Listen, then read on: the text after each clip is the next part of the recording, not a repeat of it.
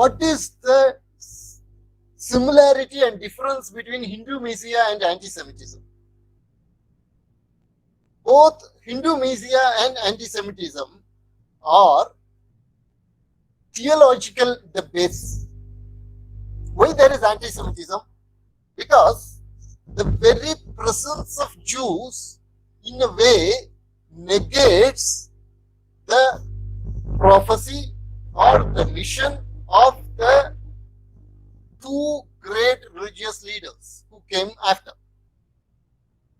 So when Jesus claims that he is the Messiah, or when Muhammad claims that he is the last prophet, the very presence of Jews as a nation, Jews as a great ethnic group, telling that we don't accept you, that negates their very presence, negates the claims made by Jesus and Muhammad.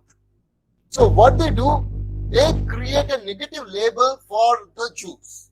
They tell that either the Jews are responsible for the deicide, they invent blood libel, they create a stereotype of the Jew, and for 2000 years this has been going on. The basis of this is the theology. So anti-Semitism is there because of a theology towards Jews, a theological view towards Jews, a theological worldview. The same way in the case of Hindus. You see, here are Hindus who are, by all those who have recorded the history of Hindus, the nature of Hindus, they have said that this is a wonderful civilization. These people are ethically very good. These people are morally very good, but these people are idol worshippers. Now, theologically, idol worship is the basis of all sins, all corruptions. But here you have a nation of people who are worshipping idols and who are living a civilized life, who are able to actually contribute to the human civilization. How do you understand this? This is the basis of Hindu Messiah. This is the theological basis of Hindu Messiah. So how do you understand this? You create a lot of historiographies where the Hindus originally were in a kind of an Eden without corruption. Then because of priestcraft, they got corrupted into idol worship. So this is the basis of actually the Aryan invasion theory in its essence.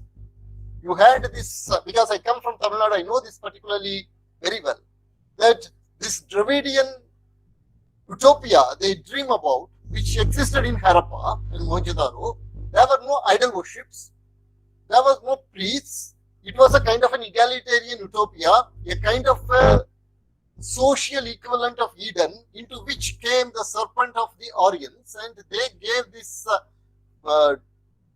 fruit of wisdom which consisted of idol worship and Advaita and caste structure. Because of that, the entire nation got degraded. So this is the basis of Hindu Messiah. From the theological core, you create a historical interface, and from that historical interface, you create a lot of branches in social sciences. So if you take any social science book in India, you will find this. Any social science textbook, you will find something about the Brahmin and the non-Brahmin, the Dalit and the non-Dalit, the Aryan and the non-Aryan. The basis of all this, what it says, the Hindu system is essentially oppressive. Whatever may be the great achievements, under all these achievements, there is oppression. The caste oppression is there.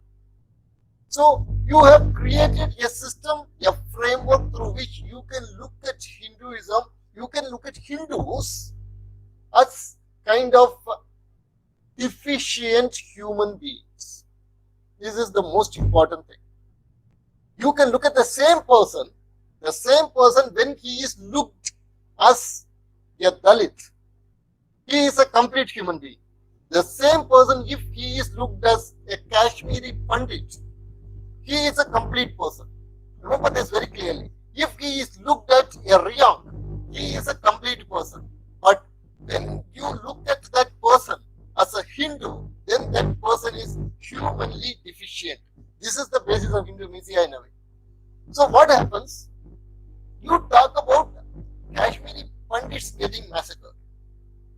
You talk about the Jamatiyas getting massacred in Tripura. You talk about the Rions being in refugee camps in subhuman conditions for decades. What is the connecting point in all this? They were all Hindus. And they are all getting persecuted. They are all getting massacred because they are Hindus. But that particular aspect will not come out forcefully. Even those who are sympathetic to Hindu cause, mostly they will refer to the Kashmiri ethnic cleansing as the ethnic cleansing of Kashmiri Pandits. This is a very subtle game that they are playing. No, it is the ethnic cleansing of Hindus. This ethnic cleansing of Hindus, this Holocaust of Hindus, I would say, has been happening in Pakistan, it has been happening in Bangladesh, but it is happening in slow motion. Remember, the Nazi Holocaust is not a particular event.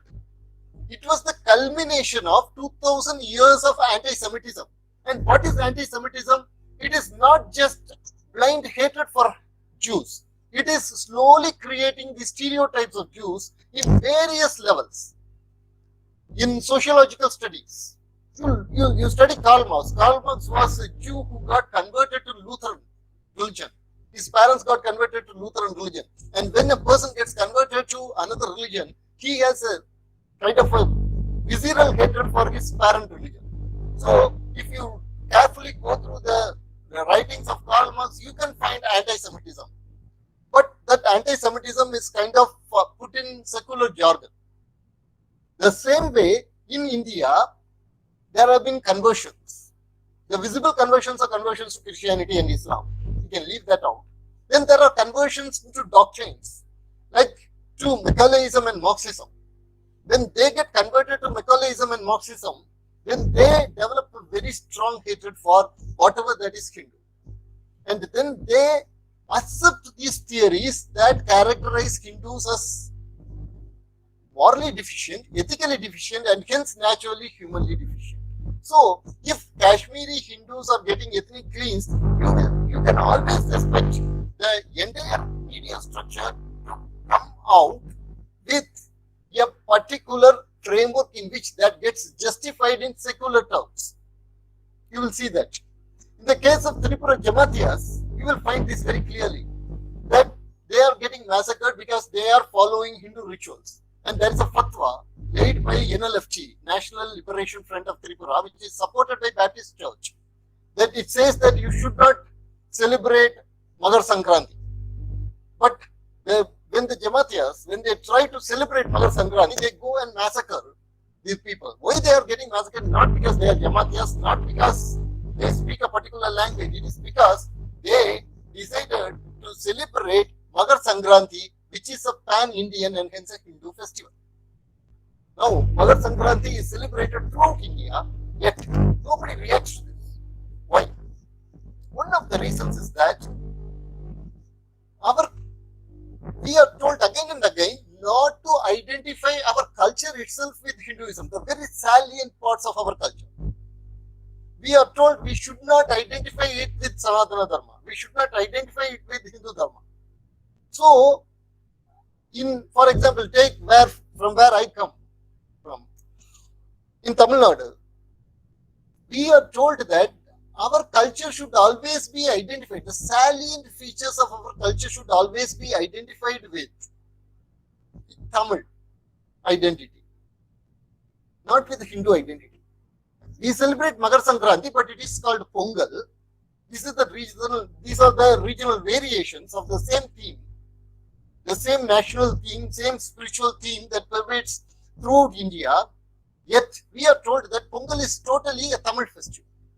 So when somebody gets killed for Magar Sankranti somewhere, I just cannot feel it as if they are my own. The same way, you can say that in Kannada, in Karnataka, you will have Kannada Mate, and then it is called the Karnataka culture. So we are trained over the last 150 years. We have been given this linguistic sub-national identities, and we are told that our culture is essentially this linguistic culture. Dr. Nagaswamy, who is a very great archaeologist, he said very beautifully one thing. There is no such thing as a Tamil culture. There is culture in Tamil. What is this culture in Tamil? It is the Sanatana Dharma's culture. What is the culture in Karnataka? It is the Sanatana Dharma culture. There is no such thing as a Kannada culture. There is no such thing as a Malayali culture. There is the one culture that we have in India, the Hindu culture, which have infinite variations, but the core is the same. It is this core that is hated upon, and hence we are told that do not identify yourself with this core. So we create these artificial constructs. Tamil identity, Kannada identity, Hindi identity. You are told not to identify yourself with the Hindu identity except in negative circumstances. So this is the media representation, this is the academic representation, and this is the political representation. Naturally, everybody hesitates to use the H word. The result is that a lot of things get accomplished by anti-Hindu forces. For example, you take the 1971 genocide. The 1971 genocide, nobody talks about as a Hindu genocide at all. Had it happened to any other religious group, that would have been highlighted very clearly. But it has never happened. Take another one example, a very important example in my opinion. It is the Uganda ethnic cleansing of the Asians by Idi Amin. Idi Amin told all the Indians to leave. But to this day, more than 25,000 Indians are unaccounted for. A lot of these Indians got settled in UK and United States, yet 25,000 or more than 25,000 Indians are unaccounted for. Most probably they were killed. Think about it. There is not a single novel.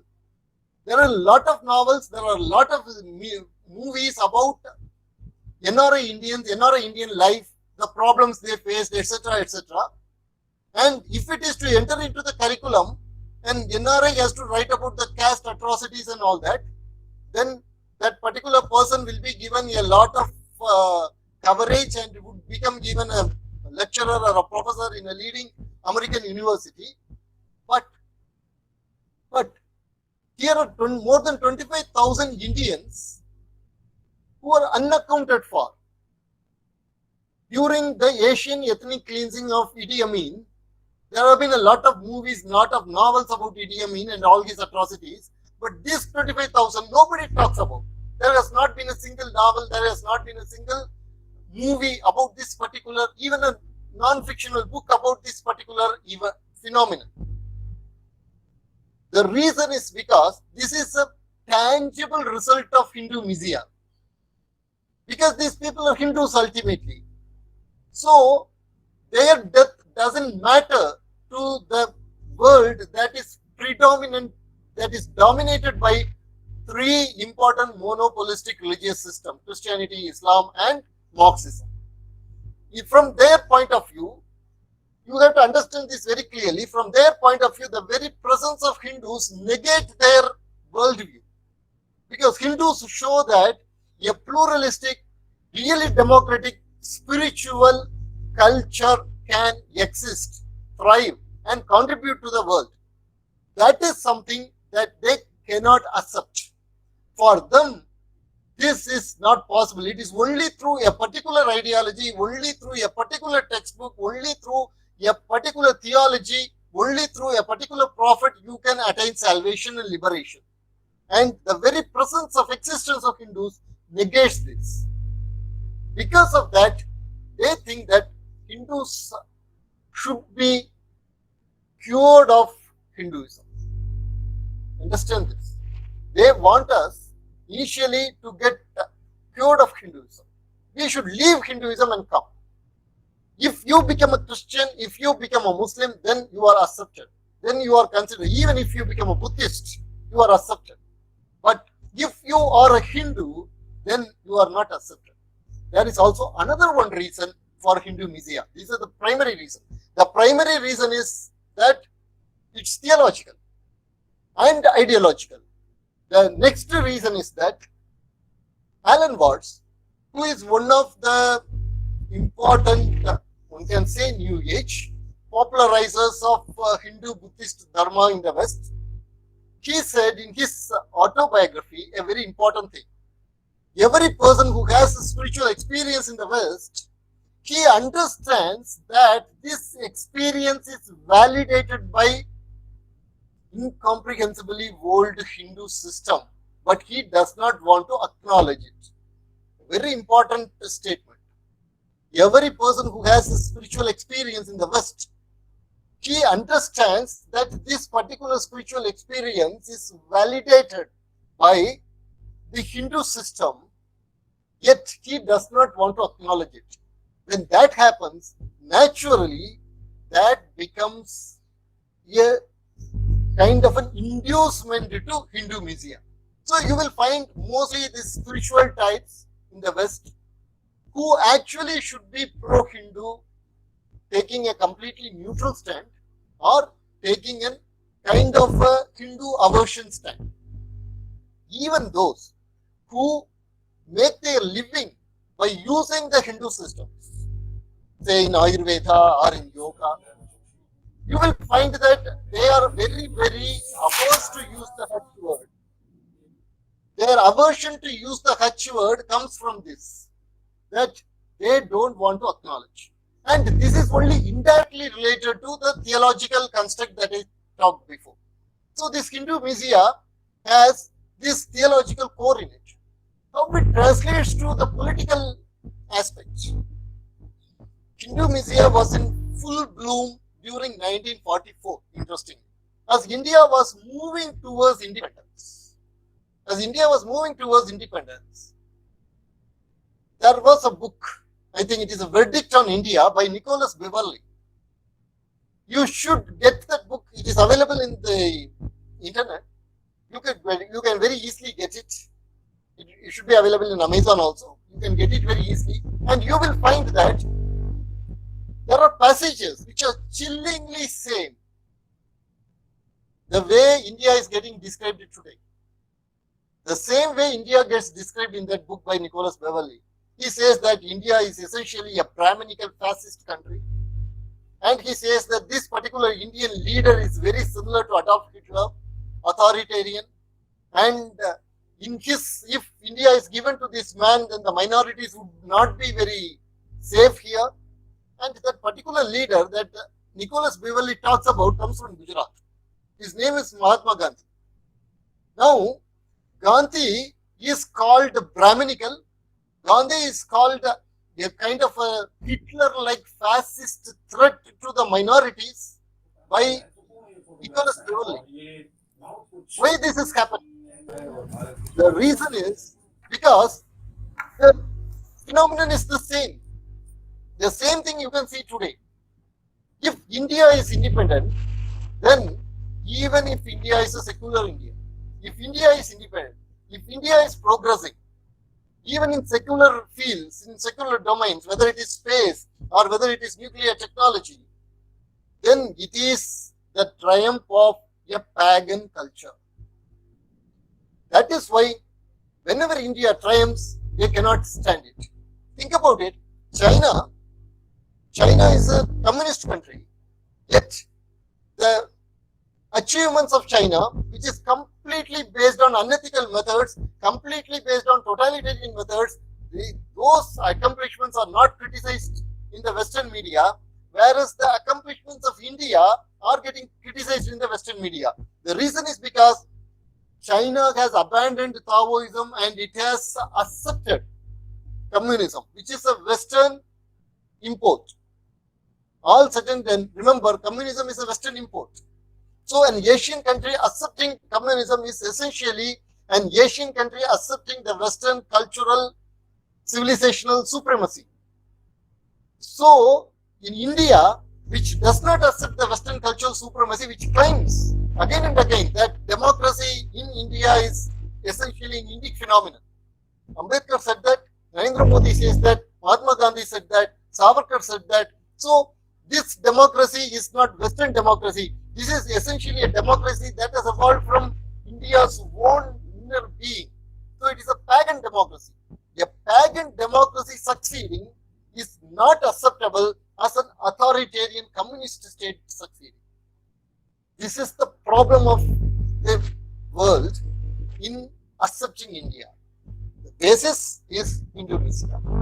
So this Hindu Messiah has a lot of political consequences also. But for the book Churchill's Secret War, we would never have understood Bengal famine for what it is. After all, Amartya Sen had done phenomenal work on Bengal famine, but he missed this particular point either intentionally or ignorantly. It was this book, Churchill's Secret War, that brought out this particular dimension that the Hindu Messiah can create genocidal results. Bengal famine, and before that, in 1870s, remember, there was the Tadu Varsha Pancha, which killed more than 6 million people in the entire Deccan. Nobody talks about it. In 1877, to be precise, nobody talks about this particular famine. And this famine was created with a lot of Hindu Messiah behind it. You can go and you can actually document this particular phenomenon. It will be very detailing. How the evangelicals saw the famine as a God-sent gift.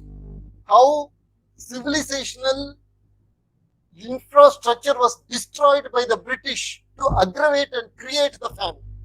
All this is, so here you have Hindu Messiah that has actually created genocidal results to 1971, and after that 1989-90, the exodus, the ethnic cleansing of Kashmiri Hindus, and after that what has happened in Afghanistan, what is happening in Bangladesh, what is happening in Pakistan, what is happening in small pockets of India. Right now, within India, there are pockets where the Hindu lives don't matter. Hindu lives don't matter because the Hindu Messiah is a phenomenon that is entrenched, embedded in the coda of our media, polity, and academia. And hence, this aspect has to be understood. Hindu Messiah is a very real phenomenon. We are living under it. We are like, let me tell it very clearly, we are like the pre-Holocaust Jews of Christendom. And we are not even aware of it. Because at least Holocaust was a phenomenon that happened. Holocaust was an event that happened. You could mark it. In the case of Hindus, Holocaust is a process that is happening. That is happening right now. We have to understand that very clearly. Thank you very much. Thank you, Arvindanji. Thank you very much for insightfully elaborating and highlighting the nature of Hindu Messiah and the various causes and the factors. You mentioned about the theological basis behind Hindu Messiah, and you also highlighted the political basis behind the Hindu Messiah. This definitely is a severe concern, and as more and more people now through social media are connecting with each other and getting to know the intentions which have been age old, which are not recent phenomena, and coming to terms with why Hindus are being so much hated. So thank you very much for throwing light. Now I would request Professor Kapil Kapoor sir to give his remarks to provide us more insights on the topic today, understanding Hindu Messiah. Neelakantan जी का तो नाम ही भगवान शिव का नाम है? और शिव के हाथ में डुगडुगी भी है और त्रिशूल भी है। डुगडुगी से है भाषा, भाषा से है ज्ञान, और त्रिशूल से है उस ज्ञान की रक्षा करने की क्षमता, the ability to defend that knowledge. शस्त्र से शास्त्र की रक्षा, क्योंकि because people, I want to avoid these overused terms like nation, country, and all that, because the people are defined by how they think. They are defined by their thought. They are defined by their values. They are defined by their chetana, consciousness. How do they what kind of awareness do they have and how do they generate it? And therefore, Neelakantan जी इसके बाद थोड़ा diffidence होता है हमें. उन्होंने बड़ा meticulous analysis किया है, very meticulous analysis of the dangers that the fault lines that are there in our existence and the dangers that we face. I will be speaking along the same lines more or less. I will be perhaps rephrasing things and paraphrasing them differently. In fact, the word missia is very interesting. Missia means, you know, misidentifying or misinforming people. You see? So when we say Hindu Messiah, we mean that the criticism that is directed at the Hindu thought or Hindu society or Hindu people is in fact a bundle of misinformation, a bundle of falsehoods that are spread about us. And I think I don't know whether I should say this right now. I think Hindus are not hated the world over. That's not correct. I don't think that Hinduism or Hindus are hated. Let us get away from this scriptal class, the educated scriptal class of media and this and that, and look at the Asian people who come to India to visit the sites of Buddha and Varanasi, and look at even the governments these days, how they are treating the Indian government. Hindus are not hated. I don't think they are hated. In fact, even in USA, where at present in the academy there is maximum opposition or attack, synchronized attack on the Hindu civilization. Even there, you see, India at the level of government enjoys so much respect, and 70% of their CEOs, chief executive officers of major companies, are Hindus in America. So we have to remember this, because perhaps there is a danger of paranoia. हम ये अखबारें पढ़ के social media अखबारें और जो हम सुनते हैं, and then naturally you see the negative things get focused. अभी सुना हमने 40 universities dismantling हिंदुत्व. अब वो तो हो भी गया. कितनी डिसमेंटल हो गई हिंदुइज्म उससे? कहाँ डिसमेंटल हो गई? क्या डिसमेंटल हो गया? कुछ नहीं डिसमेंटल हुआ, बल्कि वो लोग खुद डिसमेंटल हो गए, because the universities that they had associated, they dissociated themselves from them, and they told them not to use the logos of the university. So in the effort to dismantle Hindutva, they dismantled themselves. So I'm saying let's not become paranoid. Let's look at things. The danger to our people comes from both outside and inside. But more importantly, I think the danger is inside.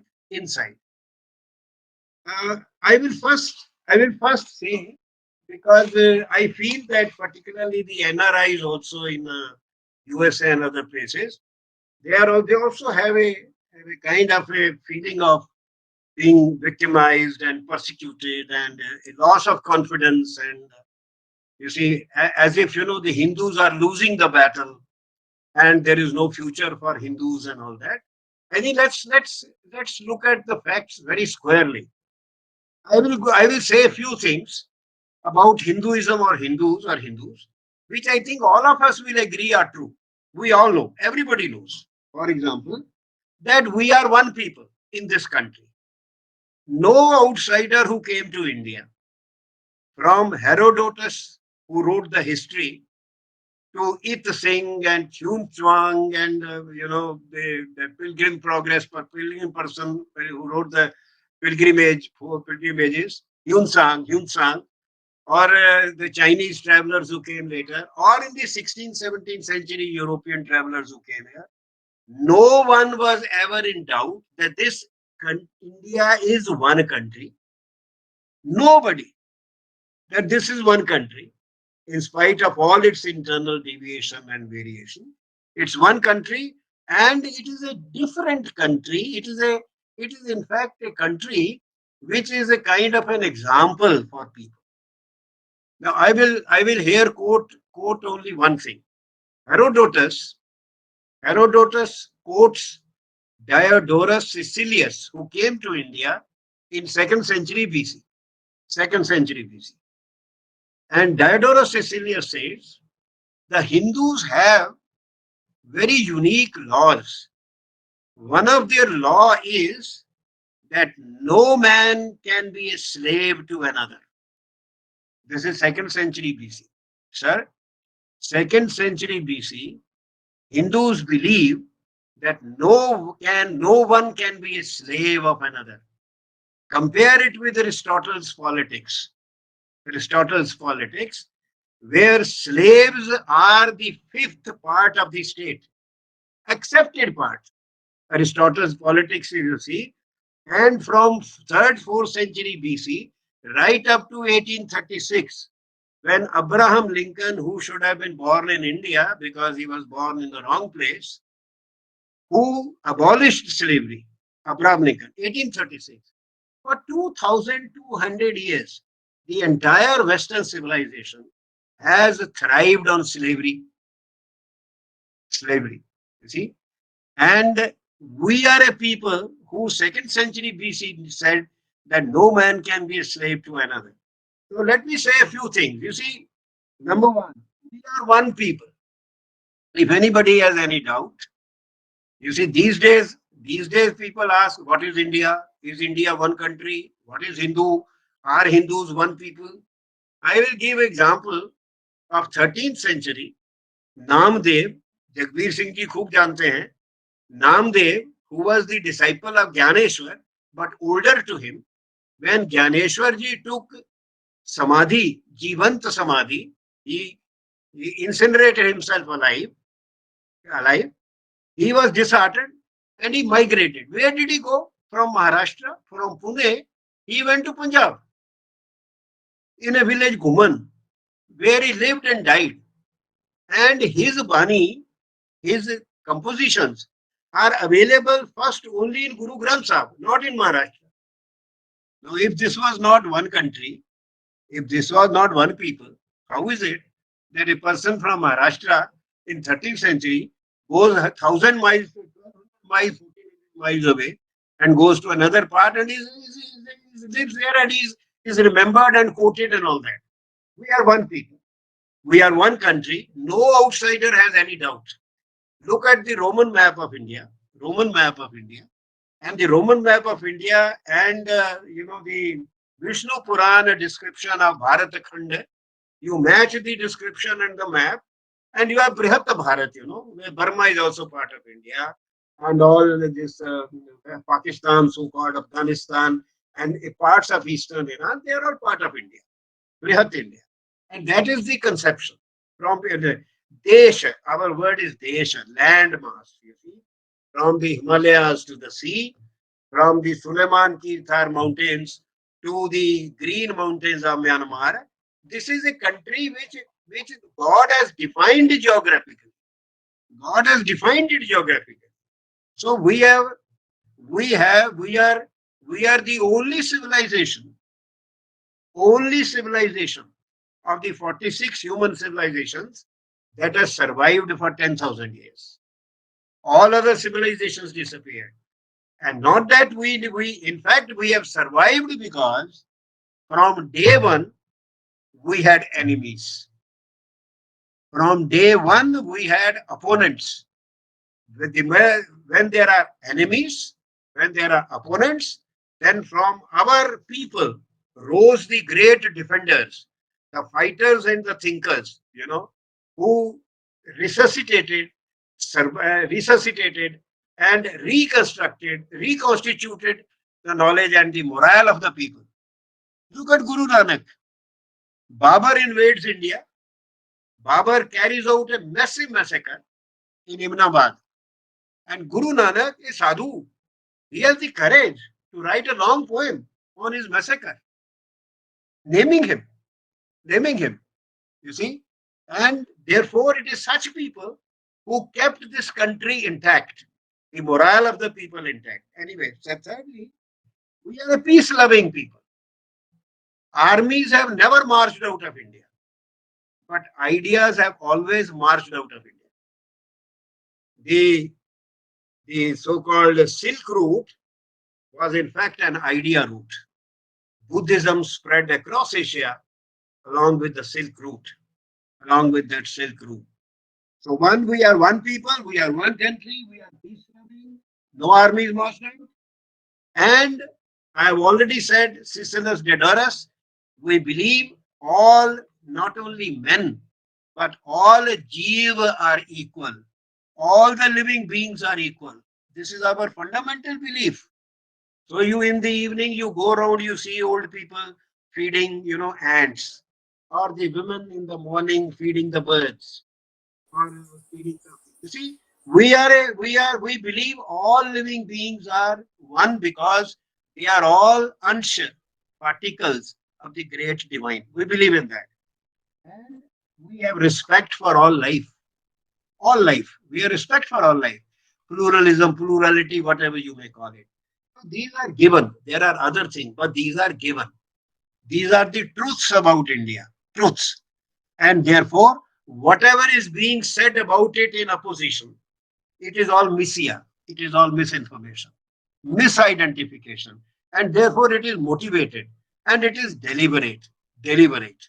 It is deliberate. You see, there is for example, the attacks are there on practically, first of all, this is a game.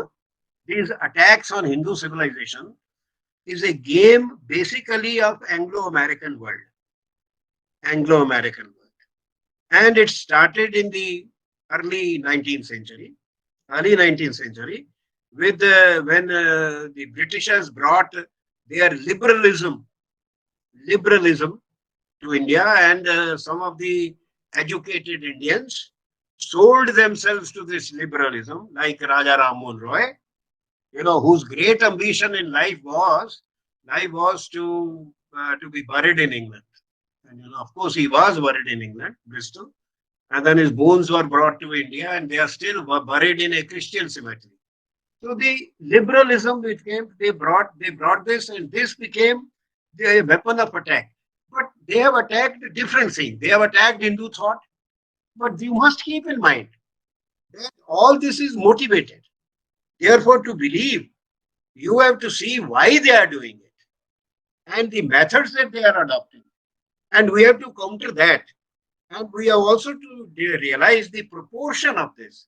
It is not, you see, I mean, if you go 100 kilometers out of Delhi and go to a village, and in the evening you find a man who's smoking hookah, he doesn't think that India is being abused and misrepresented. For him, there is no Hindu Messiah. There is nobody dare Hindu Messiah. Although he doesn't know what's a Hindu, which is one of the problems, that Hindus suffer from self-ignorance. Hum hai kya? Hum hai kya?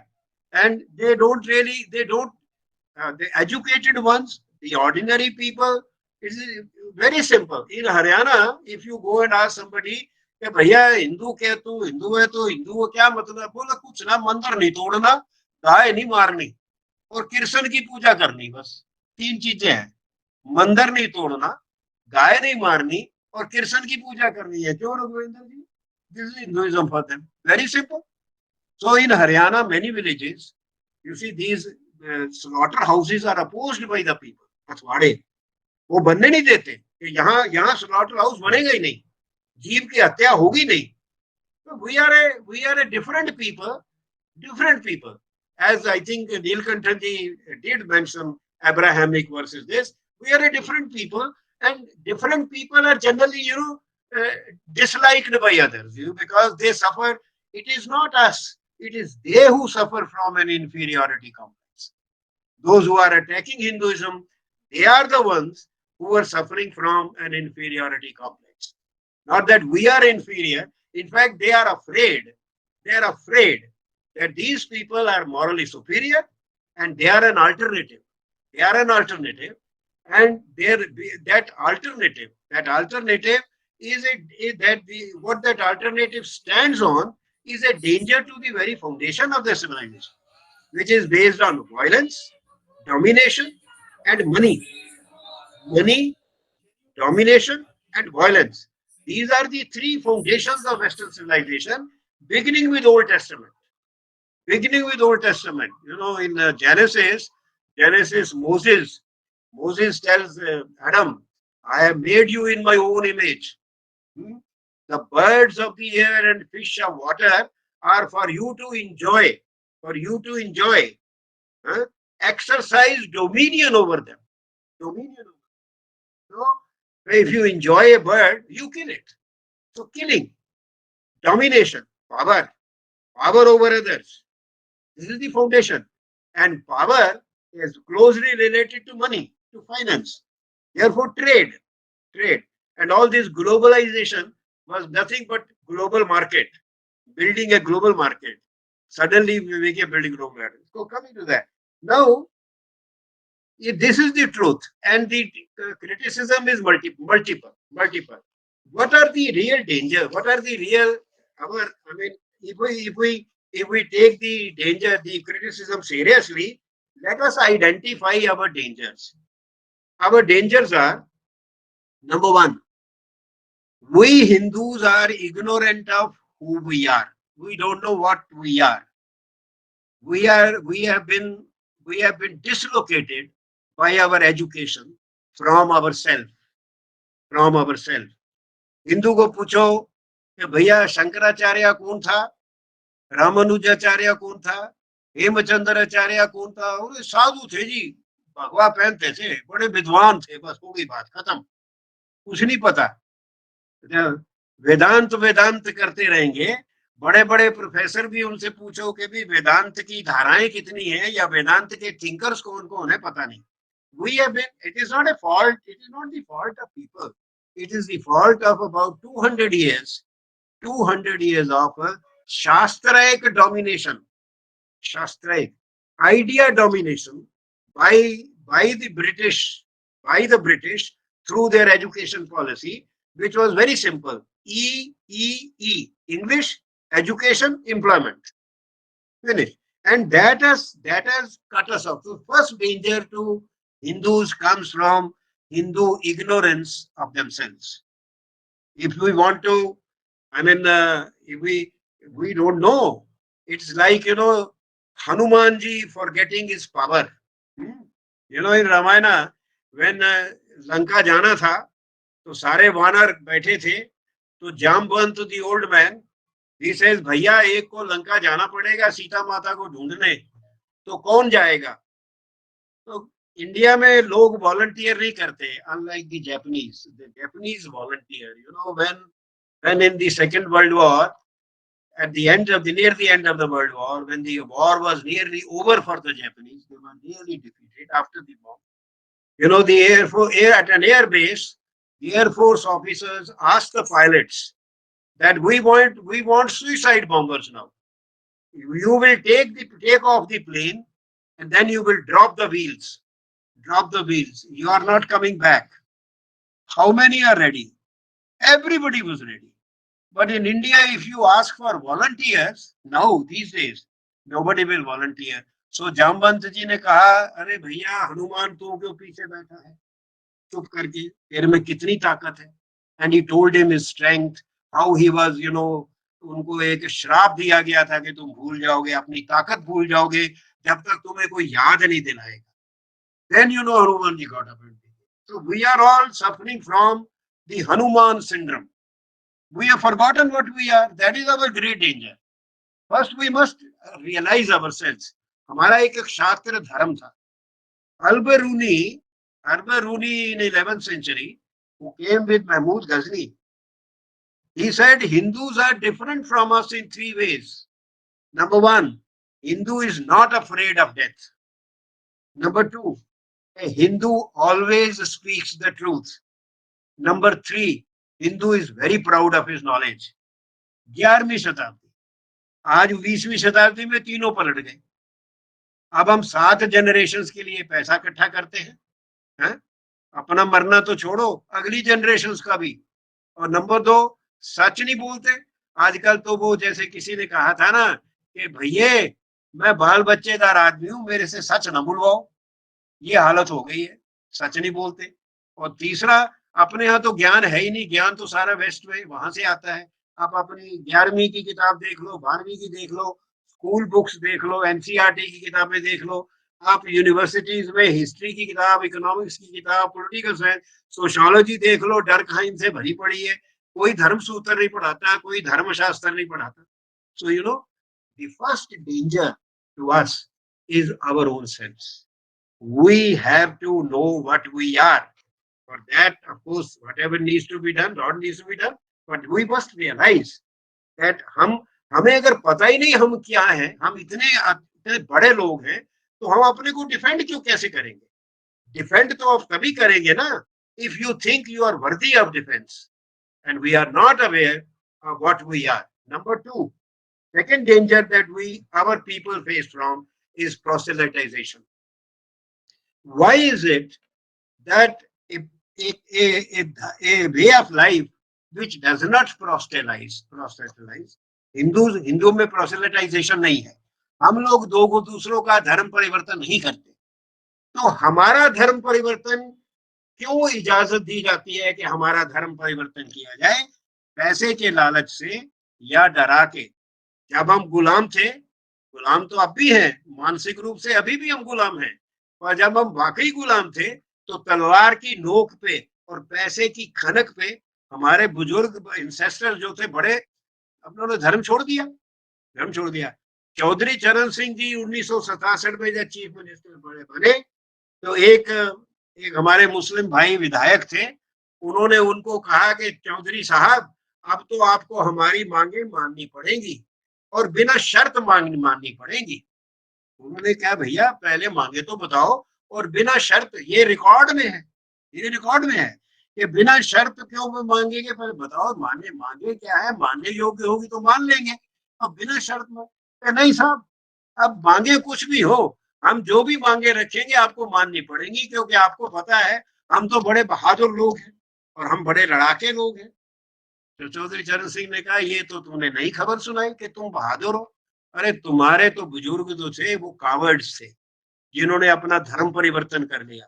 बहादुर तो हम हैं, हमारे बुजुर्गों ने sir कटाए पर अपना धर्म नहीं बदला। तो तुम का क्या, ये रिकॉर्ड में है। तो हम लोगों में वो जो धर्म था, अपने को डिफेंड करने का, अपने में जो प्राइड था वो खत्म हो गया, और अब हमारा धर्म परिवर्तन, अवर गवर्नमेंट्स आर अलोइंग, उनको पता है। why proselytization allowed of a people who do not proselytize? हम नहीं करते तो हमें क्यों किया जाता है? I asked this of an archbishop once in the year 2000. He said I respect all religions. I say, if you respect all religions, then why do you ask me to change my religion? Why do you ask me to change my religion? No answer. If you respect all religions, then why do you ask me to change? That is the second danger.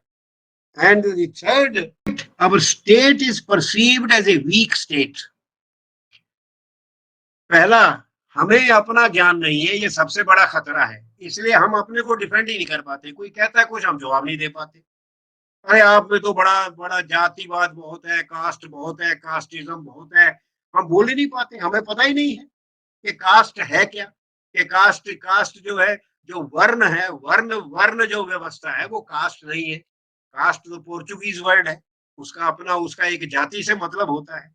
हमारे यहाँ तो मतलब नहीं है, हमें कोई ज्ञान ही नहीं, हम जानते ही नहीं, और हमने कुछ पढ़ा नहीं इसके बारे में, ना ही हम अपने अनुभव से जाते हैं। In my life, I have not seen a single instance of untouchability in my part of India. Not a single instance. एक भी इंस्टेंस नहीं मैंने देखा अनटचेबिलिटी का, छूत अछूत का। और जी अछूतपन बड़ा होता है, ये होता है, कहाँ होता है, कहाँ पे होता है? हम बोलते नहीं, क्योंकि हमें पता ही नहीं कि ये अछूत जो सिस्टम है, ये वर्ण व्यवस्था का पार्ट नहीं है, ये वर्ण व्यवस्था का पार्ट है ही नहीं। तो हम जानते ही नहीं तो हम डिफेंड क्या करेंगे? ये पहली डेंजर। दूसरी डेंजर, हम धर्म परिवर्तन क्यों अलाउ करते हैं जब हम दूसरों का धर्म परिवर्तन नहीं करते?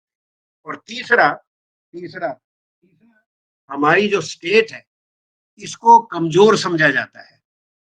And for long I must say, till the present dispensation came, I am being very categorical.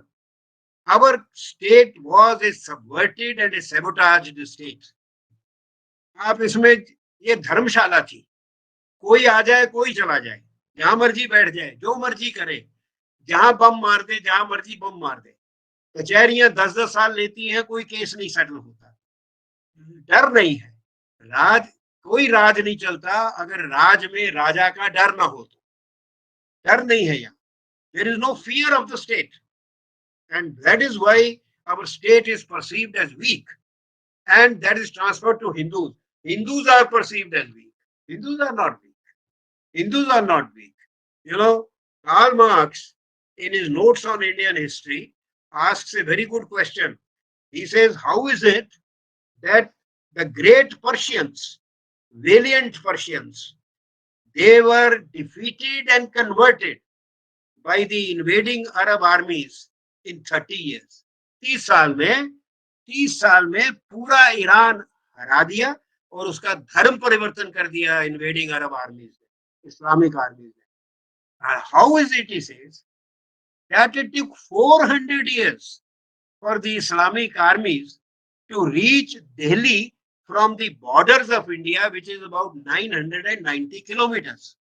990 kilometre जाने में इस्लामिक आर्मीज को 400 साल लग गए, जबकि 30 साल में ईरान खत्म हो गया। Every inch was fought, every inch, and there was not a time when somebody was not fighting somewhere. And it was not easy. It was not easy, and therefore we are not a weak people at all. But our state is weak, so it is that weakness is transferred to the people. ये लोग ही कमजोर हैं, लोग ही कमजोर हैं, लोग कमजोर का है। 1962 war में, because our soldiers were in tennis shoes, and more soldiers died of frostbite than of bullets in 62 war. But in 67, when the Chinese attacked from Arunachal area, you will remember, some of you, in the Nathula Pass, the Major General Sangat Singh was ordered by the Commander-in-Chief of the Indian Army to retreat. He refused. He refused to accept the orders. And Major Shaitan Singh, he fought with a small number of people, killed 3,000 Chinese soldiers with just about 160 Indian soldiers. We are not a weak people. We are not cowardly people. But the state is perceived as weak. If the state does not give arms to your soldiers, if the state does not give you protection to your soldiers, if a soldier fights for the honor of his country and his colleagues, and then the state is charged in the court of law and he is given a trial, then why will the people fight? So it is the state which is weak, and it is the state which is perverse, and state has to be corrected, and I am glad that it is being corrected. It is being corrected. Now let me see that ये देखिए Hindu thought पे क्या attack है. What is the attack on Hindu thought? The attack on the Hindu thought is that the Vedas, जो वेद हैं, they are a rhapsody of names. इनमें कुछ नहीं है, ये मतलब मूर्खों के लिखी हुई चीजें हैं जिनके अर्थों के अर्थ व्यर्थ हैं या अर्थ निरर्थक है ही नहीं, अर्थ है ही नहीं. Because it was easy to say this for people who were not the native speakers of Sanskrit, because the Vedic language, as the Sankhya Darshan says, Vedic language is रूपक, मेटाफोरिक. तो थॉट पे attack ये है कि इनका सारा other worldly thought है, other worldly. ये हिंदू थॉट सारा जो है अदर वर्ल्डली है. Nothing can be farther from the truth. Hindu scientific disciplines enumerated with texts which are empirical and totally grounded in facts and reality, enumerated data and enumerable. You see, and they are this charge because the Vedic. You see, you have to distinction between Ved and Shastra. If the distinction is not made, the Vedic thought is speculative philosophy. It is speculative philosophy. But the Shastras are empirical sciences. Empirical sciences. So to say that the massive body of intellectual text and to say Hindus are otherworldly, Hindus otherworldly, जितना सोने से प्यार हिंदू औरतें करती हैं कोई दुनिया क्यों नहीं करता. You know, gold. I think world's largest reserve of gold is with Hindu women, wives, housewives. तो otherworldly कोई नहीं है यहाँ. Otherworldly नहीं है. Our gods are not otherworldly. पर हमें पता नहीं ना इसलिए हम जवाब नहीं देते. हाँ हम तो ऐसे हम तो कवर्ड है हम तो लड़ाइयाँ हार गए. कौन लड़ाइयाँ हार गया? There are you know dynasties. हम तो मुगलों को गिनते हैं 181 साल 181 years और उन in those 181 years there were the 10 Sikh gurus for the same 181 years. वो एक ढाल बने हुए थे सोसाइटी. वो हम मुगल ग्रेट मुगल्स कहते हैं. Cholas ruled for 800 years, Mauryas for 400 years, Guptas for 300 years, and the Pandyas and other dynasties, you know, Hoshalas and the Satavahanas. इतनी बड़ी fighting. Gautami Putra Satkarni from Nasik in 78 AD from Nasik goes to the Sindh Nadi and defeats the Scythians. शकों को हराया. इसे उसका नाम ही शाकारी. You know, Vikramaditya भी कहते हैं उसको. शाकारी विक्रमादित्य. तो कहाँ पे कमजोरी? कौन कमजोर था? हिस्ट्री पढ़िए. हारते गए लड़ाइयाँ हारते गए. They kept on losing battles. All devices to reduce the confidence. तो तीन हमारी डेंजर्स है. थॉट में दी चार्जेस के इनका थॉट स्पेकुलेटिव है. हार्ड साइंसेस नहीं है. Totally wrong. There is not time to go into this. Second charges के ये जो नीलकंठन जी ने कहा कि जो लिबरलिज्म जो आई ना 19th सेंचुरी में, वो मेन प्रॉब्लम है कि दी एब्राहमिक सिस्टम जो है तीन उन्होंने बताए हैं जुडाइज्म क्रिश्चियनिटी और इस्लाम. उनमें एक गॉड है, one God, and that God is formless. मतलब निराकार. एक और निराकार.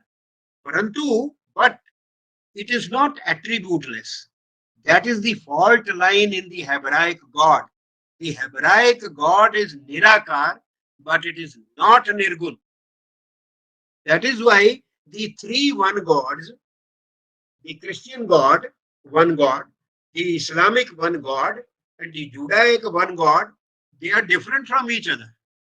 So it is one God, but my God, not your God. So it ceases to be one God. If you think like this, it ceases to be one God, isn't it? So that one God and formless. They are a book worshipping people, bibliolatrous people. They are bibliolatrous people, we are idolatrous people. वो किताब पूजते हैं, हम मूर्ति पूजा करते हैं, मूर्ति की. वो मूर्ति को एक किस्म का झूठ मानते हैं. ये जो मूर्ति है जिसने बनाई किसी भगवान की या किसी उसने अपने दिमाग से बनाई और झूठ बनाया क्योंकि उसने उस भगवान को तो देखा नहीं. हनुमान जी को तो उन्होंने देखा नहीं और वो हनुमान जी को बनाते हैं. ये लोग भूल जाते हैं कि हनुमान जी भी 10,000 तरह से बनाए जाते हैं, एक तरह से नहीं बनाए जाते. हम डिनाई ही नहीं करते कि हम अपना भगवान खुद बनाते हैं. हम पत्थर ले आते हैं नदी से और उसका भी भगवान बना देते हैं. उसको रोली लगा के रख देते हैं एक जगह, धना भगत की तरह. धना भगत ने किया था और वो भगवान बन जाता है. So you know we think differently. For us, God is real and there is no God. There is no God. For Hindus, there is no God with a capital G. No God with a capital G. सारे छोटी छोटी जी के हैं gods and goddesses. छोटे छोटे देवी देवता हैं. कोई God with a capital G नहीं है. और we have a निराकार, and we have Sakar. We have Nirgun and Sagun. There was a comment that Abrahamic God is not. It is claimed to be formless, but then it has representations. It has representations. For example, in the Son of God, the Jesus image is a representation, and in Islam, the ark and the minaret. You see the minaret. They are the representations.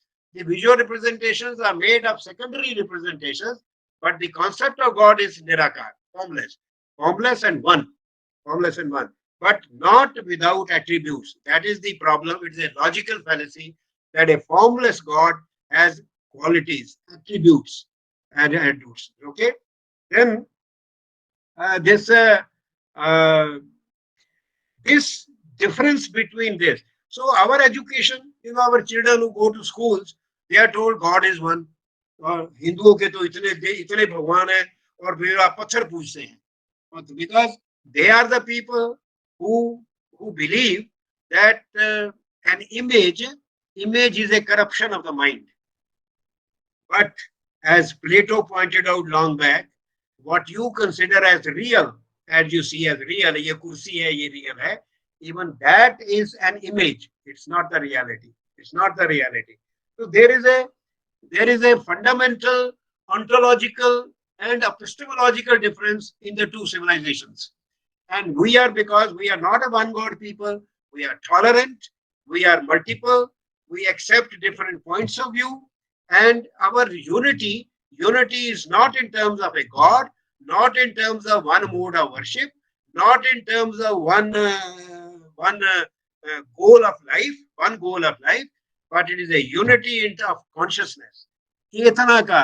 चैतन्य की एक आत्मता है, consciousness की, awareness की. We are the awareness of all these things. That there is a truth somewhere, but there are many ways of expressing it. That there are values of life which are unquestionable. There is no question to compromise with those values of life. जैसे दान है, दया है, दान, दया और क्षमा. You see, क्षमा, forgiveness. In the great Mahabharata, Yudhishthir, tells Draupadi in that grand dialogue in the one parva, that I learned from my forefathers that forgiveness is the greatest dharma, and this is almost 5,000 years before Christ. Oh, forgive them, for they know not what they do. 5,000 years before that, Yudhishthir saying that I have learned from our tradition that forgiveness is the highest dharma. Forgiveness. I know I am right and Duryodhana is wrong. Therefore, I am able to forgive him. Duryodhana knows he is wrong, but that is why he has to fight. You see, so we are a value loaded. Our civilization is knowledge centered. Our culture is value loaded. Our society is duty oriented, duty oriented, and our unity is a unity of chaitanya, chetana की एक आत्मता है. And our identity is Sanatan Dharma. At one time, it was all Sanatan Dharma. All over the world, it was Sanatan Dharma. You find shivlings in Egypt. You find shivlingas in Asia. Wherever you dig, there is either a temple or a icon of the Sanatan Dharma. You have not heard of people digging and a church coming out or a mosque coming out. Why is it that wherever there is digging, symbols and icons of the Sanatan Dharma? Because it is the oldest in the world. It was the Dharma. It is the natural way of life. That's why they say Hinduism is not an organized religion. It's a way of life. And from here, this moving out, disowning के अलग हो गए, अलग सोच की हो गए, आज भी हो रहे हैं. हम हिंदू नहीं है. अच्छा, ना सही भैया, नहीं तो ना सही, doesn't matter. You see, dead would जो होती है, वो डेड वुड वो पेड़ से गिर जाए तो अच्छा है, क्यों डेड वुड होती है. तो जो जिसको अपना ज्ञान ही नहीं है, जो अपने को पहचानता ही नहीं है, तो वो अपने को क्या डिफाइन करेगा? मैं ये नहीं हूं, पर तुम हो क्या? तुम हो क्या? मैं ये नहीं हूं, पर हो क्या? तो we I think I will end on a very solid note. I can also, there are many things. अभी तो गॉड्स बताए, सोसाइटी, इंडिया की सोसाइटी जो है ये बेसिकली अनइक्वल सोसाइटी है, कास्टिस्ट है, और कास्ट को वो रेस से कंपोज करते हैं, which is wrong. इंडिया की equality, Indian society is a violent society. I must make this point and kindly note a civilization which eliminated 17 million red Indians by syphilis and by bullet, a civilization which eliminated 36 million Mexicans. Only 1 million are left now. Population was 37 million in 18th century. A civilization which eliminated 17 million red Indians, 37 million Mexicans, a billion bisons which used to roam the prairies of Canada and America. And over history of 2000 years, eliminated almost 50 million Jews. And from 1940 to 1945, very modern time, great modern civilization, enlightened civilization, set up factories to kill 5 million Jews. From 1940 to 45, they killed 5 million Jews. And they preach us equality, they preach us tolerance. They say your society is injustice. How many such genocides have we been committed? Hindus have been the victims of genocide. During 12th to 15th century, Hindu population fell in this country by 40%. 80 million Hindus were exterminated or eliminated from 11th century onwards. Read Will Durant's History of Civilization, 10th chapter. The Islamic conquest of India is the bloodiest chapter in human history. Bloodiest chapter. So we have been the victims of genocide. And the West transfers its own guilt complex. Its own. By West, I don't mean all West. Europe में नहीं होता, ये Anglo American है, और Anglo American भी university होगा कुछ का, इंग्लैंड में कम है, अमेरिका में ज्यादा है, आजकल ज्यादा है, पहले कम था। और उनकी अपनी गवर्नमेंट जो है वो ऐसा नहीं सोचती, और उनके जितने कंपनियां हैं, बिग कंपनीज अमेरिका की, वो ऐसा नहीं सोचती। उनके सीईओ जो है वो तो सारे हिंदू हैं, बड़े बड़े कंपनियों के CEO. Therefore, let us not get paranoid about it कि हमारा ये गलत है वो गलत है।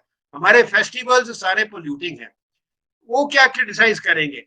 हमारे जज जो बैठे हैं यहाँ सुप्रीम कोर्ट में, वो कहते हैं कि आपके हिंदू फेस्टिवल्स सारे पोल्यूटिंग फेस्टिवल्स ही पोल्यूटिंग है। होली खेलते हो तो मट्टी लगती है, मट्टी होती है, फैलती है, रंग लगता है, तेल फैलता है। पटाखे चलाते हो तो उससे बड़ी पोल्यूशन होती है, नॉइज पोल्यूशन होती है, और दूसरी पोल्यूशन होती है। सारी पोल्यूशन हिंदू फेस्टिवल्स में होती है, और हमारे ही जज कहते हैं वो सारे हिंदू हैं, वही कहते हैं, और किसी से नहीं होता, दूसरे फेस्टिवल नहीं होता। न्यू ईयर में जब सेलिब्रेशन होती है, पटाखे चलाए जाते हैं, तब नहीं होती, तब पोल्यूशन नहीं होती, तब साउंड पोल्यूशन नहीं होती, इन्हीं फेस्टिवल्स में होती है। सो you no who to blame? We can't blame others. We have to look at ourselves. What kind of society, what kind of educated class we have produced, educated class, and what kind of people we have chosen to rule us. It is those people who are to blame, ignorant people. We have put the ignorant people on top, people who are trained in the other system, for whom this India is a backward country, an orthodox country, and a country which needs to be reformed, reformed. The social engineering is required. You see, because they don't understand, they don't know these things.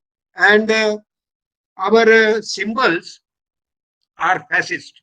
Swastik is a fascist symbol. नाजियों का symbol, नाजियों का उल्टा होता है, उल्टी arm होती है, ये कोई नहीं देखता। ये जैनियों का सिंबल है, कोई नहीं जानता।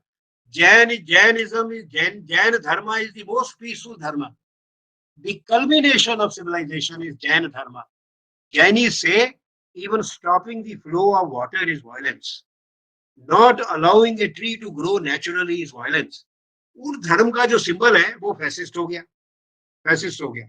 और हमारे हीरोज जो है, महाराणा प्रताप, वो तो Akbar was trying to unify the country, उसने तो कंट्री को यूनिफाई नहीं होने दिया। गुरु तेग बहादुर, वो तो लुटेरे थे, वो तो लोगों को लूटते थे, तो लोगों ने उनको ये तो हम अपने हमारे से हमारे जो हीरोज हैं उनके बारे में ये हम अपनी किताबों में पढ़ाते हैं, बच्चों को किताबों में पढ़ाते हैं। एंड दिस सावरकर तो मतलब माफी मांगता था, लोगों ने भी माफी मांगी, दूसरों ने भी मांगी, और कौन सी माफी मांगी, कितने साल बाद मांगी, 17 साल जेल में रहे कि 19 साल जेल में रहे, कैसे रहे, वो कुछ नहीं है? और महात्मा गांधी को किसने मारा सब जानते हैं, गुरु तेग बहादुर को किसने मारा कोई नहीं जानता, गुरु अर्जुन देव को किसने मारा कोई नहीं जानता, कोई नहीं जानता। And therefore we don't have enemies outside, we have enemies here, we are our own enemy, as our Bhagavad Gita says, yourself is your friend and yourself is your enemy, yourself is your enemy. And then about icons, जो icon होते हैं Hindu system के icon होते हैं, उनकी जो practices हैं, unless they become marketable, rangoli बनाते हैं, रंगोली बनाती है लेडीज, इतना टाइम वेस्ट करती है, और अगर रंगोली बिकने लग जाए, अगर उसे बिकने लग जाए, उसकी कीमत मिलने लग जाए इंटरनेशनली, तब वो बड़ी अच्छी चीज है। It's a very commercial product, you see, the value attaches to commerce, not to aesthetics, not to anything else. If you do anything without purpose, without financial purpose, you're foolish, you're foolish, but do with a purpose and then you're fine. तो ये civilisation जो हमको lecture दे रही है, इस civilisation का truth क्या है? Red Indians, Mexicans and the Jews, genocide is there, has been based in their religion. और वो हमारे यहाँ एक अगर 800,000 मर जाए किसी दंगे में, तो वो सारा जेनोसाइड का क्रेडिट हम पे ट्रांसफर कर देते। मिलियंस में मारे उन्होंने, मिलियंस में। And inequality, go to any country, आप खुद ही जाइए उनके एयरपोर्ट पे, आपके जूते उतरवा लेंगे, आपके कपड़े उतरवा लेंगे, आपकी फोटो खींचेंगे नंगे की, और अपने आदमियों को वैसे निकलने देते हैं। What is equality? Where is the equality there? हमारे यहाँ ऐसे नहीं होता। वहां विदेश के लोगों के साथ इल ट्रीटमेंट होती है, इंडिया में नहीं होती है। इंडिया में हम उनको गेस्ट मान के ज्यादा इज्जत करते हैं। Therefore, sir, Hindu misia is Hindu misinformation, and it is a game of the educated, a section of educated people, particularly in the Anglo-American world, and it is directed at the Hindus, not Hindu society, but Hindu civilization. Hindu civilization, because Hindu civilization is the alternative civilization to the contemporary Western civilization. It is the alternative, and they are scared of the alternative. Not even scared. They are doing a political game. They want to, the leftists want to establish a leftist kingdom in India, and the Islamists want to establish a Ghazwa-e Hind. Ghazwa-e Hind होना चाहिए बस, और वो भी सारे नहीं, सारे मुसलमान नहीं, सारे क्रिश्चियन नहीं. Not at all in India. Not at all. Some of them, the religio-political types, not the others. The ordinary Muslim, the ordinary Christian is like an ordinary Hindu. They're like ordinary Hindus. But it is the class which is vocal, which gets printed, which speaks on the television, which gives the impression that all Muslims think like this, all Hindus think like this, all Christians think like this. It is not so. We have to be little discriminating, and we should not have any paranoia. We have a long history, we have a long memory, and I'm sure we will continue to survive. Thank you very much. Thank you very much, sir. Thank you very much for your detailed and enlightening discourse on various factors which sustain Hinduism, which sustain Sanatan Dharma, and why we are different, why we are superior to the people who cast aspersions on Hinduism, on Sanatan Dharma, on our culture, on our civilization. I will intervene for a moment. You see, Tamil Nadu आज एक तरह लग रहा है, but Tamil Nadu is the citadel of Hinduism. हमारे सबसे विशाल मंदिर, चेन्नई चार शहर है ना हमारे, दिल्ली, मुंबई, चेन्नई और कोलकाता। मुंबई है अर्थ की नगरी, कॉमर्स, राइट। चेन्नई है धर्म की नगरी, oldest temples in India, oldest temples, you know, and Kerala का वो जो केरला, आई मीन तमिलनाडु, जो ओरिजिनल चोड़ा किंगडम थी, उसको देखा जाए, जो एक बड़ी जबरदस्त powerful Dravidian civilisations came up with great dynasties one after the other, वो जो ट्रबन टिम्बर, वो जो पद्मनाभ स्वामी टेम्पल है, आज ही आप देखिए, कल वहां की एक एनुअल पूजा थी। Do you know that in that communist run state,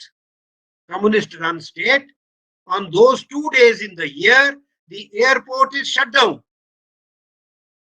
The Trivandrum airport is shut down because the village masses move through the airport, masses, to the Padmanabha Swami temple. So Tamil Nadu at one level looks like this, but at the other level, this kind of thing, shutting down the airport to allow the Hindu pilgrims to go to the, ये तो और India में कहीं नहीं होता, कहीं नहीं हो सकता, no else. So Tamil Nadu, Chennai is धर्म नगरी, कोलकाता इज मोक्ष की नगरी, काली कलकत्ते वाली मोक्ष की नगरी, एंड दिल्ली इज काम की नगरी, काम। चार पुरुषार्थ होते हैं ना नीलकंठन जी, धर्म अर्थ काम मोक्ष। तो अर्थ की नगरी बॉम्बे, धर्म की नगरी चेन्नई, मोक्ष की नगरी कलकत्ता और काम की नगरी दिल्ली। इसलिए हमें इस वक्त क्या कहाँ हो रहा है उसको देख के हमें कोई परमानेंट नोशन नहीं बनाना है। आज भी if you go to Tamil Nadu, go to a place, a small place, and stay and live there, you feel far more peaceful and secure than you feel in Delhi. In Delhi में तो आदमी की इज्जत भी खतरे में है, औरतों की तो छोड़ो। So you see, we will not go by the appearances, right? Sorry sir, I intervened. Neelakantan जी को देखा तो मुझे ध्यान आया, बिकॉज ही सेड आजकल है एक मूवमेंट चली है, जस्टिस पार्टी से चली थी 1933 में, 32 में, और एक मूवमेंट चली, वो द्रविडियन मूवमेंट चली, डीएमके मूवमेंट बनी, और उसमें एट द सेम टाइम वो जितने बड़े बड़े लीडर थे वो भगवान को जूती मारते थे और खुद मंदिर जाते थे। वो कॉन्ट्रडिक्शंस भी थी ना, दे वर ऑल देयर। कुछ नहीं जाते थे, नहीं जाते तो ना see, nobody forces you to. In the same way, Kerala is also a problem state. Bengal is a problem state. But at the same time, today they are problem states. But they are carriers of heritage of Indian civilization. And it cannot be denied. Narayana Guru of Kerala. Narayana Guru. Great inspiration to the people even today. और बंगाल की जो वो दुर्गा पूजा तो अब शुरू हुई है, हर गांव में भागवत पुराण की कथा होती थी, अब भी होती होगी, पर अब जरा प्रेशर ज्यादा है। So you know, the country remains more or less, if you go out of the cities, the country remains more or less unchanged. Now I request our participants, if they want to comment or they want to ask our speakers anything, if you want to share, if you want to add, if you want to raise, please raise your hand. Or yes, Asad Ahmed ji, boliye. Mr. Neelkanthan, I want to ask you, M.K. Stalin is going from one controversy to other, and so the recent news item that he is going to confiscate all the gold that is going coming to these temples, and he's going to use them for state expenditure and other welfare measures. So first of all, is it true? This is what I want to ask you, because this is something, a very radical step. Even the communist government of Kerala has never been able to do it, and they are armed with a very massive mandate this time around, 100 out of 140 seats, and not even one BJP MLA there. So is it correct? First of all, is it true, or it is just something that's going on in the air? And secondly, if what kind of precedent is it going to set for Hindutva or other Hindu temples, or for us, how do we look at it? So this is my question. Thank you very much. I want to specifically talk about this particular aspect. Before that, I want to say one thing. Yeah, today you find a lot of big temples, beautiful temples in Tamil Nadu, and you have this Vedic culture even preserved in Tamil Nadu, beautiful musical traditions and beautiful trance traditions. All that is nice. But the reason they are preserved here is because millions of Hindus were fighting in the battlefield in the north and they were giving their life. They stood as this big barrier. They saved us from this invading hordes. The Marathas, the Sikhs, the Rajputs, the Vijayanagara, all these sacrifices. Because of that, today our temples are standing. Because of that, today we have a very rich, beautiful culture which is being attacked by proselytizing agencies. That is different. Now, coming to Sri Asad Ahmed's specific question, yes, the Tamil Nadu government is seriously taking this step of converting all the donations made by the devotees, not the old gold things, not the old traditional the king's donated gold, but the modern gold donations made by the devotees, that the government is going to make in melt and make into gold bars and all these things. See, this is very intimately connected to Hindu Misia in a way, because, and perhaps a better term would be, as one of my friends suggested, one Professor Nathan Hertz, who is a professor of Judaism, and he suggested another one interesting term, Hindu Dvesha. It's a better term, he said, Hindu Dvesha. So this Dvesha is there. So because of this Hindu Dvesha, what they want to do is they want to tangibly weaken the Hindu infrastructure. So what are the tangible Hindu infrastructures that are present? There is one is the gold of the Hindu temples, another one is the land of the Hindu temples. So the Hindu, the endowment board, charities and endowment board of religious charities and endowment board, HRCE, it is purposefully destroying these two aspects. The land associated with the Hindu temples and the gold associated with the Hindu temples. And so this is a very worrisome thing, and I think the High Court has put some kind of a break telling that you have to do proper auditing and all that. But then Sakaria Commission onwards, it has been said that the particular party has been capable of doing scientific corruption. So these people, you can have a lot of, one of the most accused party of corruptions, but never proved. That is their strength. There has been accusations and accusations, but they have never been proved. All those accusations have never been proved. That is the strength of the particular party that is right now in power. So what will happen to this gold, we do not know. It's a very worrisome thing. Very worrisome thing.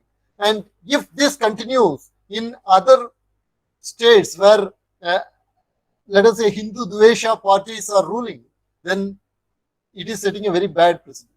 Have they already done it, or they are planning to do it? They have made the steps and they have right now been stopped by the High Court. Not entirely stopped, but told to stop and do certain amendments and all this. Yes, and you see, I also read news where in certain places, the priests and the local people, when the government officers went to, look at the collection and seize the collection or get the collection, the local people opposed them and they didn't let them do it. This also happened in Tamil Nadu in one or two places. So the government is planning it. They have a law. The court is studying it. And I think it will take some time before it can happen. And by that time, we don't know. You see, the problem is not only of the state. It is a pan-Indian problem because it is only the Hindu temples which are under the government scrutiny. The worship places of other religions are not in government scrutiny. They can amass any amount of wealth, use it any way they like. But all the Hindu property, Hindu temples, they have, a government officer sitting there, and yes. And I really don't know that why so many Hindus in this country, they don't make a noise about it. The problem is again with the Hindus. They don't make a noise about it. So long as you don't take a 5 rupee from their pocket, they don't bother. You take 50 rupees from God's pocket, they don't care. हमारा character खराब है. We do not know what to defend. This is the problem. Mr. Arunoday Majumdar, you have raised your hand. Please ask question. Thank you very much for this opportunity to talk and ask a question. One thing I would like to point out is that perhaps Shri Aravindan Nilakandanji will be knowing this more, but perhaps this point that was just raised, that it is only Hindu temples where the state can interfere in management, there's a case probably being fought among others by J. Sai Deepak Iyer, and the case is currently pending before the Supreme Court of India, if I'm not mistaken. So that is one thing which I wanted to ask. Even Professor Kapil Kapoor ji will be perhaps interested, and all of us will be interested in the matter. But I also have one question, which is that throughout the discussion, two things along with knowledge, defense was mentioned quite frequently. So, for instance, शस्त्र से शास्त्र का defend करना, then internal threats की जो बातें हैं, इनकी बातें करना. I'm seriously concerned about these things simply because of the fact that there is now no doubt that Indian universities suffer from a still colonial mindset. That is, they cannot get away from this colonial mindset that has been given to us. Even today, we see, I am a student of JNU. I am due to submit my PhD dissertation next year. And today we see that there was, a webinar had to be cancelled because someone was using India occupied Kashmir, in the webinar. In the details of the webinar, it was being done by the Center for Women's Studies. I mean, this is in the midst of a situation where we all know what is it that is happening in Kashmir. And I don't understand why these people never talk about what is going on in Bangladesh. You talk about Kashmir, no problem. But why this selective outrage? I think we have spoken all about this, and one of the reasons why we are here is perhaps because we all agree that there is a selective outrage. लेकिन ये selective outrage internal threat की तरह manifest भी करता है, because this Western academia, this American academia, when it is sitting out there and it is constantly provoking people, whether it is in Kashmir, whether it is in Kerala, this provocation is continuously going on. And there is no way in which we can respond back to it, because although we are now careful about fortifying our supply chains, in the Indo-Pacific, but we are not fortifying our supply chains when it comes to journals and publishing houses, unfortunately. So when Professor Kapil Kapoor ji says that ideas have always marched out of India, I mean, they are my very senior scholars. Aravindan Nilakandanji, I always follow him on Swarajya, and it takes me a lot of time to understand his articles also. But at the same time, I do think that we have to bolster our supply chains of knowledge. क्योंकि जो journals हैं उसमें the gatekeepers are all from the US and the UK, and even internally India के अंदर, I know Motilal Banarasi Das, for instance, they publish great works, but not everybody is reading MLBD के publications. It is not there in the syllabus of the universities. So we are being constantly bombarded. I studied in Presidency College, Calcutta. Then I was in the Delhi School of Economics before I came to JNU.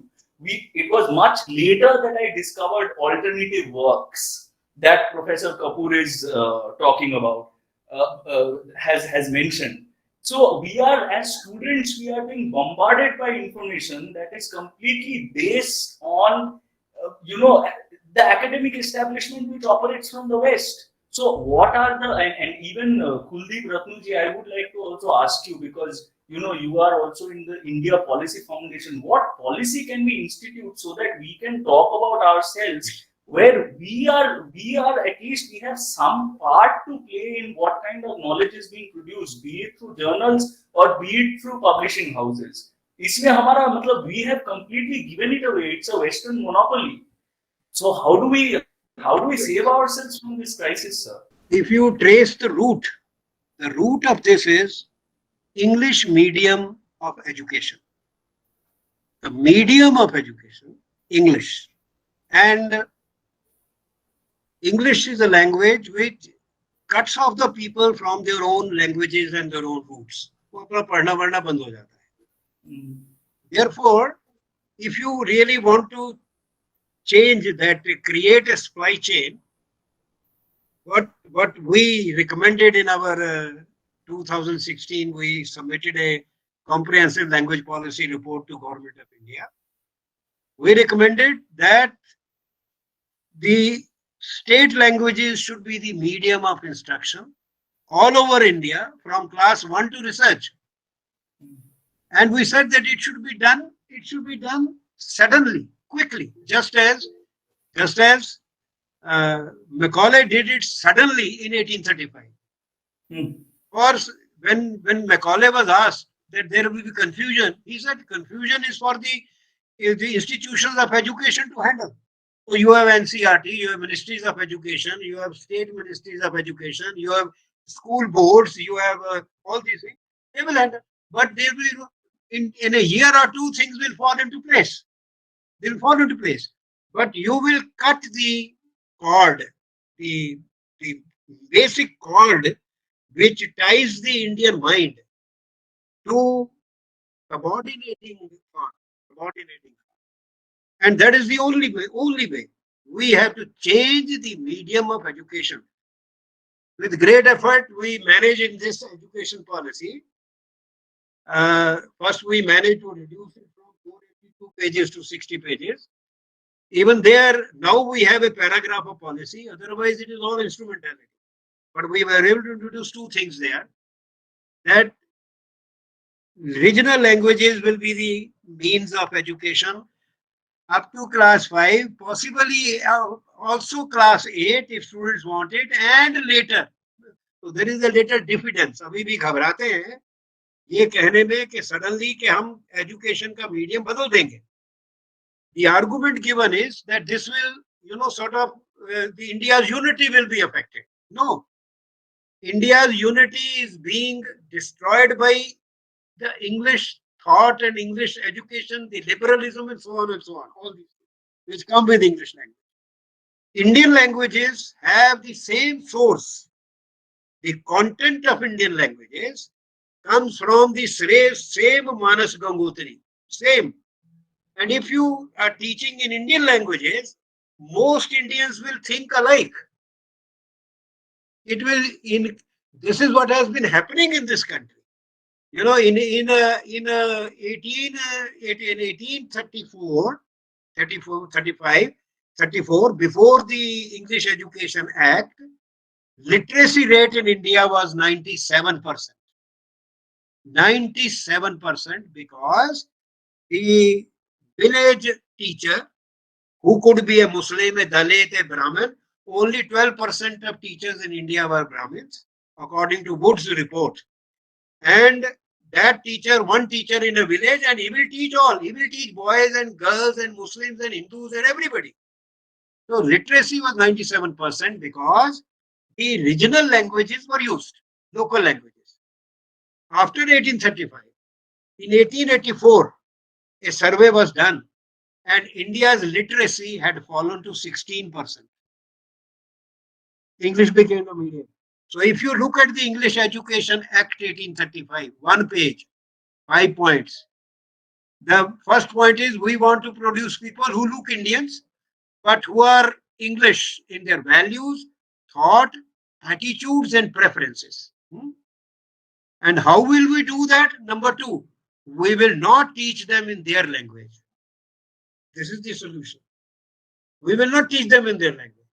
So all that we have to do is, if we want to produce Indians who are Indians inside and out, we should teach them in their languages, as we were doing.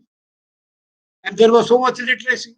And when Namdev from Maharashtra could have gone to Punjab, you see, without any problem. Now there is more problem. There is a greater problem now than those days. So I think your point is very well taken. The solution is only this: change the medium of instruction. And I think there should be a loud voice for this. The medium should be changed. The government is still diffident. but it is bound to come. 10% of people cannot rule 90% of people for all time to come. Thank you, sir. Brigadier Kapil Dev Malhotra ji has raised his hand. You want to ask a question, sir? It is always a privilege and a pleasure to listen to Professor Kapil Kapoor Saab. He is a wealth of knowledge, and when he actually speaks, time stands.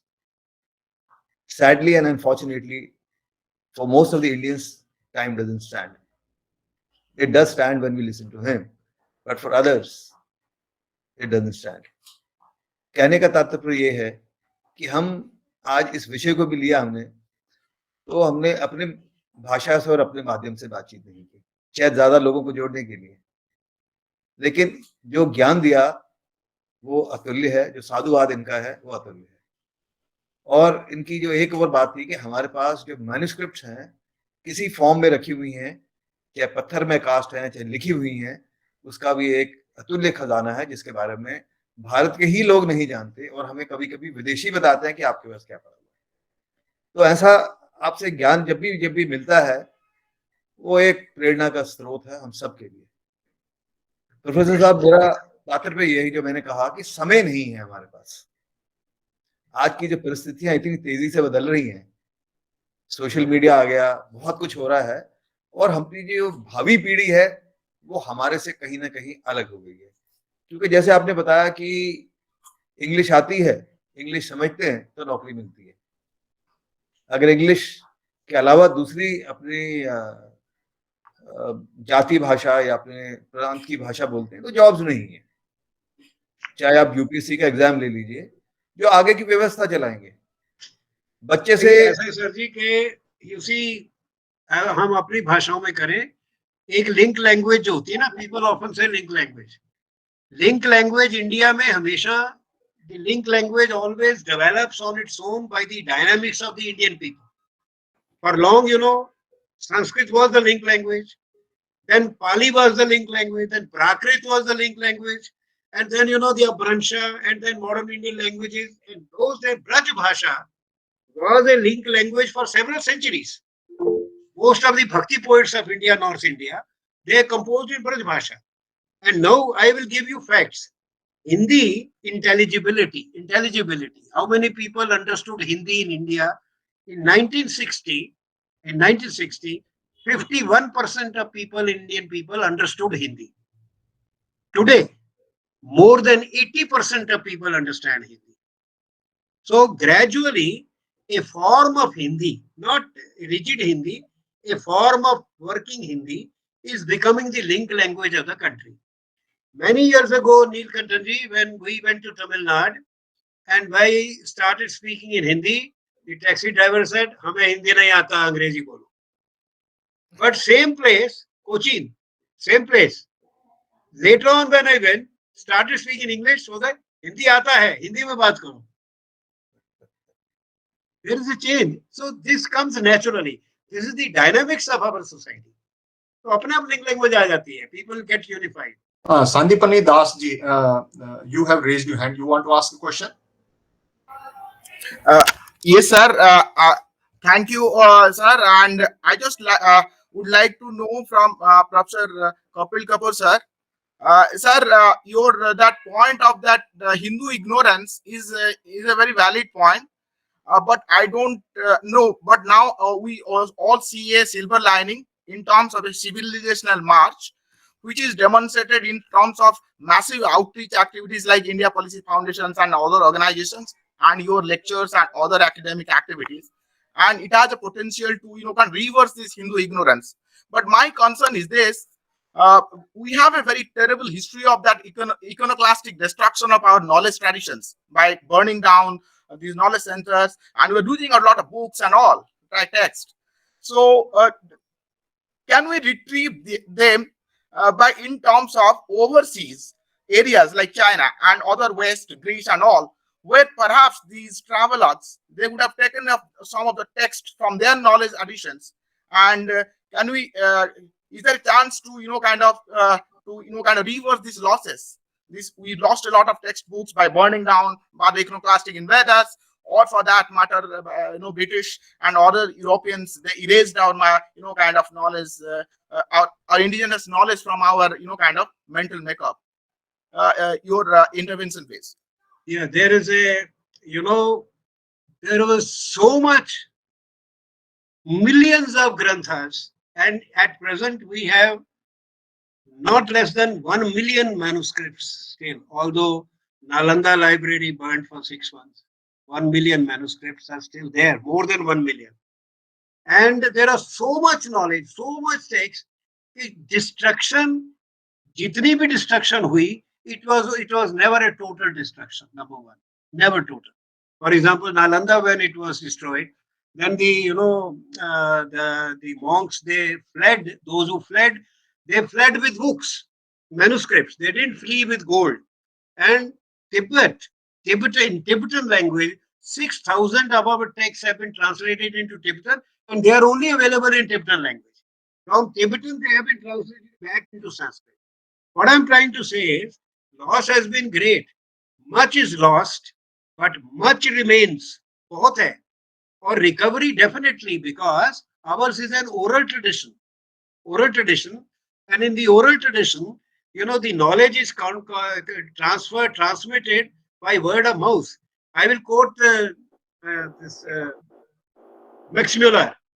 Max Muller said in 19th century, 1865, 1870 or so, he said that even if all the copies of the Rig Veda are destroyed, all the copies of Rig Veda are destroyed, you can reconstruct the Rig Veda from the minds of the people. Minds of the people. So in oral tradition, the recovery is very much more possible. I will draw your attention to one of my articles, which I think is there on the internet. Loss and recovery in the Indian tradition. Loss and recovery in the Indian tradition. I think that article is available. It is there. It was put online by Rajiv Malhotraji's website many years ago. तो उसमें मैंने पूरा ये trace किया है कि how these Vyasa, the 28 Vyasa, that Vyasa tradition is simply a recovery tradition. How knowledge is recovered. I have a question to Arvindanji. We started with discussing Hindu Messiah and how the Abrahamic theology having some, we can say, negative aspersions about, because of their own teachings about Hinduism. The recent angle in the last 1 century is of the angle viewed by the Marxist and communists. So how do you see, what is the Muslims would like to expand their empire, Islamic empire. The Christians want to convert every non-Christian. What is the interest of the communists to denigrate Hinduism? You have mentioned about those issues and you have written and you have spoken a lot about communism. We have very little time, but I would like to touch upon this topic. I would like to make a difference between monotheistic religions and monopolistic religions. So Judaism is essentially monotheistic religion. We don't have a problem with the Judaism, whatever their scripture is and all that. Whereas these monopolistic religions are the religions that they say that only my God is true, all other gods are false. You are worshipping a false God. And you have to accept my God or you have to die, either here or you have to rot in hell. In this term, you have to see that Marxism is essentially a mimetic clone of Christian and Islamic theology. So for both Christianity, Islam and Marxism, in its core theology and ideology, Hinduism, by its very existence, negates their worldview. This is what we have to understand. Even if one Hindu exists, then he negates Christian, Islamic and Marxist theology and ideology. That is why Marxism will always join hands with Islam. Yaman Roy said this, that essentially Islam is a progressive state. Hinduism is a kind of a feudal backward state and Islam is a progressive state. They have this linear view of history. Just like Christianity and Islam, Marxism also has a linear view of history. So in this linear view of history, Hinduism represents a backward stage and Islam represents a progressive state. So always Marxism will join hands with Islam, because in its mimetic core, both Islam and Marxism are same. They both want diversity to be destroyed. They both want democracy to be destroyed. And Hinduism is essentially spiritual democracy. So they hate Hinduism. That is the reason. Thank you very much, sir. And I'm sure all others who have been patiently listening. And we will definitely have more webinars covering issues which we couldn't touch today.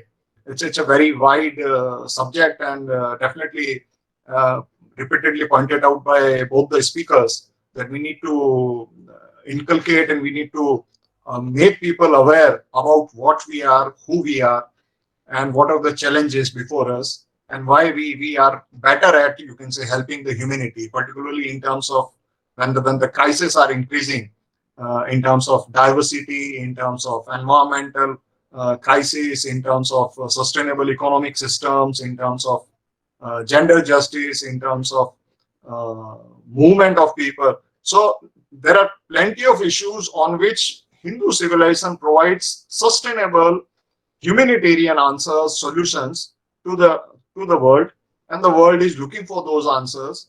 And we need to be proactive. We need to discuss more. We need to, as pointed out by one of our participants also, that we need to again take up the issue of spreading our knowledge, taking the knowledge beyond our borders, and taking it to their field, and not, instead of, you can say, continuously defending in our field.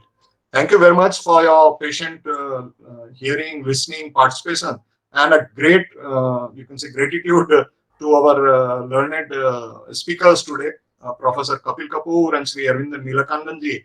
And definitely sometimes when you have learned people, you want to listen more, but we have to have the time constraint. And we will definitely hear again. We will invite Professor Kapoor again. We will invite Arvindanji again. And a lot of material is available on the net.